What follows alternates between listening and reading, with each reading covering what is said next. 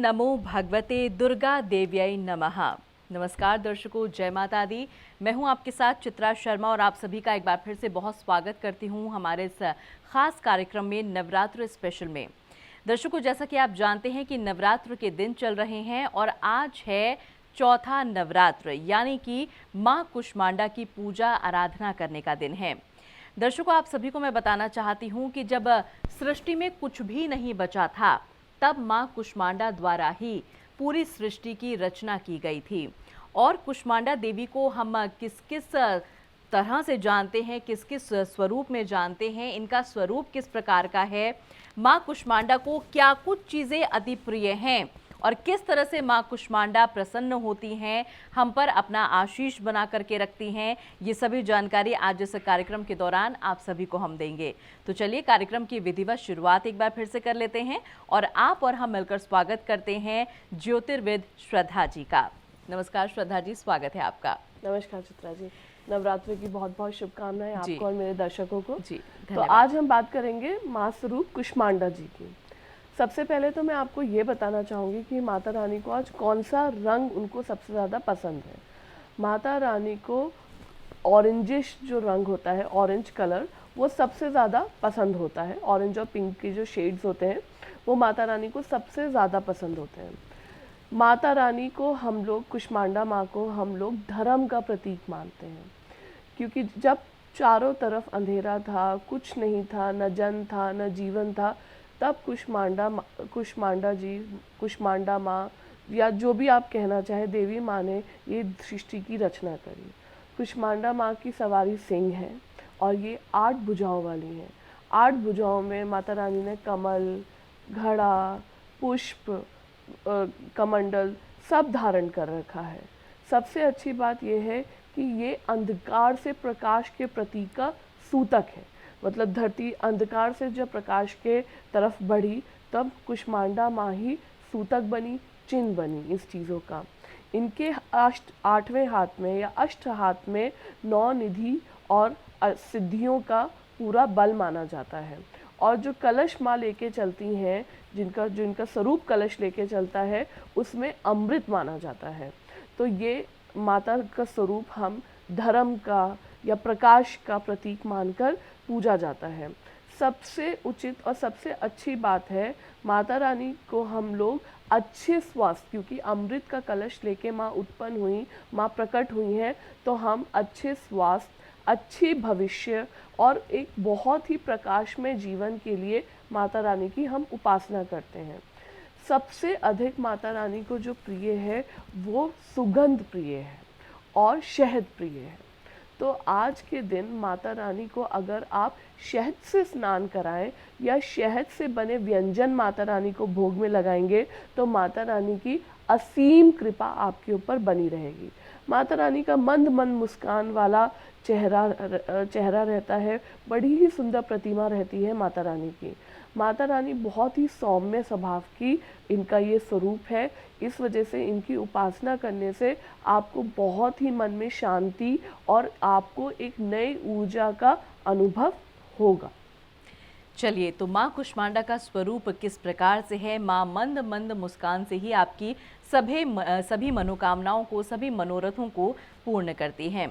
यदि आप सच्चे मन से आज के दिन माता रानी को याद करते हैं, उनकी आराधना करते हैं, तो माँ ज़रूर प्रसन्न होंगी और आपके जीवन के समस्त कष्टों को दूर कर देंगी, समस्त परेशानियों को दूर कर देंगी। अब यहाँ पर श्रद्धा जी बात आ जाती है कि हम किस किस तरह से माता रानी की पूजा अर्चना करें। जो एक कॉमन तरीका है वो हम सभी जानते हैं कि भाई इस तरीके से जो है हमें माता रानी की आराधना करनी चाहिए, या माता रानी को जो अत्यधिक प्रिय रंग है, अत्यधिक प्रिय चीज़ें पसंद हैं उनको, वो उनको अर्पित करनी चाहिए। इसके अलावा साधक साधिकाएं किस तरह से माता रानी को पूज सकती हैं, माता रानी को याद कर सकती हैं, उनको प्रसन्न कर सकती हैं? बिल्कुल चित्रा जी, माता रानी का कुष्मांडा नाम इसलिए पड़ा है क्योंकि कुष्मांडा से माता रानी को बलि प्रदान की जाती है। कुष्मांडा जो फल होता है, हम सबको पता है, उसकी माता रानी को बलि दी जाती है, इसलिए माता रानी इस नाम से प्रसिद्ध है। कुष्मांडा नाम की बात यहाँ तक करें, माँ एक अष्ट, कहते हैं ना, धरती की शुरुआत, प्रकाश की शुरुआत, अष्ट सिद्धि माता रानी को कहा जाता है कि ये पूरी सृष्टि को माता रानी ने संभाल रखा है। अब माता रानी को खुश करने के लिए माता रानी को छोटी इलायची बहुत प्रिय है। अगर आज के दिन आप छोटी इलायची भोग में लगाते हैं या छोटी इलायची, 4 छोटी इलायची और 4 हल्दी की गांठें अगर आप ऑरेंज रंग के कपड़े में बांधकर आप अपने घर के मुख्य द्वार में नॉर्थ की तरफ लटका दें तो आपके घर में कभी भी दरिद्रता नहीं आएगी, आपके घर में चीज़ें उज्जवल ही रहेंगी। तीसरी बात जो मैं आपको बोलना चाहती हूँ कि अगर आप आज के दिन सौंफ और कुष्मांडा छोटी इलायची के साथ माता रानी को प्रसाद में भोग में लगाएंगे और फिर वो भोग आप किसी गरीब व्यक्ति को बांटेंगे तो उससे आप देखेंगे कि आपके जीवन में एक जो तनावग्रस्त रहते हैं उससे आपको बहुत अच्छा और जल्दी रिलीफ मिलेगा और चीज़ें बेटरमेंट की तरफ आपके लिए बढ़ेंगी। तीसरी बात मैं आपको बताना चाहती हूँ, जैसे कि आज हमारा नवरात्रि सोमवार से प्रारंभ थी, तो आज हम कुष्मांडा जी के बारे में बात कर रहे हैं। तो आप एक उपाय करिए, आप 7 इलायची लीजिएगा और 7 लौंग लीजिएगा, 7 पान के पत्ते लीजिएगा और घर में आप किसी भी जिस कमरे में आपका मंदिर है उधर आप ईस्ट डायरेक्शन की तरफ फेस करके बैठिएगा। आप क्या कहते हैं कुष्मांडा माता जी को याद करते करते आप एक पान का पत्ते लेके इलायची और लौंग से 7 पान के पत्ते की पीड़ा बना लीजिएगा जैसे आपको पता है।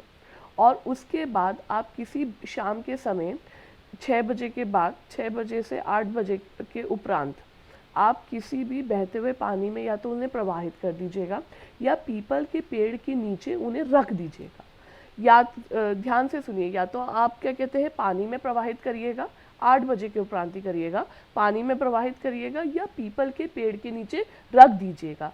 ऐसा करने से आपके जितने भी पाप दोष या जो भी आपको लगता है कि आपने लाइफ में कुछ किया है जो आपके लिए ठीक नहीं है, फैमिली के लिए ठीक नहीं है, या कभी आपने किसी मन्नत को मांगा था वो अधूरी रह गई, इस टाइप के बहुत थॉट्स हमारे मन में कई बार चलते हैं, जो भी नेगेटिविटी इस तरीके की आती है। ये करने के बाद आपको लाइफ में चीज़ें बेटरमेंट की तरफ दिखेंगी, आपको एक प्लेजेंट अनुभव ज़रूर होगा। चलिए, तो चीज़ें बेटरमेंट की तरफ जाएं, प्रगति आप करें, प्रयत्नशील आप रहें, सुख समृद्धि आपके घर में वास करे, परेशानियां सारी दूर हो जाएं, ये सभी मनोकामनाएं यदि आप चाहते हैं अपने मन में तो आज का दिन आपके लिए बहुत ज़्यादा महत्वपूर्ण है। आज माँ कुष्मांडा देवी को प्रसन्न करने की जितनी कोशिश आप कर सकते हैं या जो भी उपाय आप कर सकते हैं वो आप ज़रूर कीजिएगा। और जो बातें ख़ास तौर पर आज इस मंच के माध्यम से आप लोग सुन रहे हैं, जो बातें श्रद्धा जी आपको बता रही हैं, जो उपाय वो आपको बता रही हैं, समझा रही हैं, उनका यदि आप पालन कर लेते हैं तो निश्चित तौर पर परेशानियां आपकी दूर हो जाएंगी और वो खुशियां आपके जीवन के साथ जुड़नी आरंभ हो जाएंगी जिनका आप अभी तक ख्वाब देखते थे कि भाई काश ये परेशानी हमारी दूर हो जाए और ये खुशी हमारे जीवन में आ जाए। तो ये सभी मनोरथ आपके पूर्ण हो जाएंगे जब आप इन उपायों को अपनाएंगे। और भी बहुत सारी ऐसी बातें हैं जो अभी हम श्रद्धा जी से जानेंगे। अच्छा श्रद्धा जी, आजकल का जो समय चल रहा है, ऑफिस को भी मैनेज करना है, काम को भी मैनेज करना है और घर परिवार को भी मैनेज करना है। महिलाओं के लिए ये कहीं ना कहीं एक टास्क वाली स्थिति बन जाती है। और चूंकि जब इस तरह के दिन आते हैं, जब पावन नवरात्र के दिन आते हैं, तब हर महिला चाहती है कि वो अपनी तरह से पूरी कोशिश करे माता रानी को प्रसन्न करने की। माता रानी का भरपूर श्रृंगार किया जाता है, उनको भोग लगाया जाता है, पूजा आराधना की जाती है और माता रानी की भी जो खास कृपा है वो महिलाओं पर ज़रूर बनी रहती है। इसीलिए कहा जाता है कि जब नवरात्र का अंतिम दिन होता है, अष्टमी होती है, नवमी होती है, तो कन्या पूजन का बहुत ज़्यादा महत्व बताया गया है। तो कन्या पूजन के बारे में मैं चाहती हूँ कि कुछ खास बातें जो हैं वो आप हम सभी दर्शकों को बताएं। देखिए, अष्टमी नवमी के दिन जैसे चित्रा जी आपने अभी बोला कि कन्या पूजन का बहुत बड़ा महत्व है।